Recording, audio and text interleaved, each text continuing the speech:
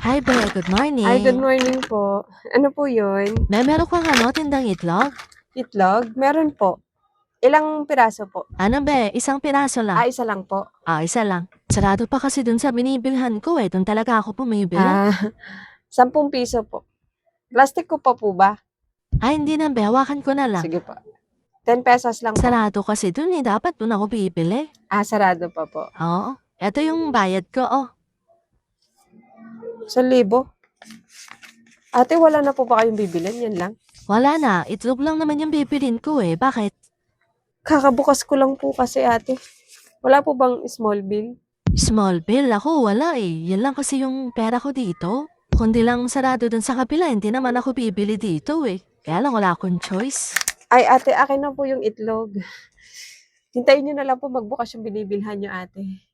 Wala po akong barya, kakabukas ko lang po. Ay, wala kang panukuli sa 1,000? Hindi. Kahit bibili ako? Wala po akong barya, pasensya na po. Ay siya, hintayin ko na nga lang magbukas yung binibilhan kong tindahan. Maaalala ka lang nila pag sarado yung ibang tindahan, tapos 1,000 pa yung pera. Isang itlog lang bibili. Ubus yung barya ko, sayang, wag na lang.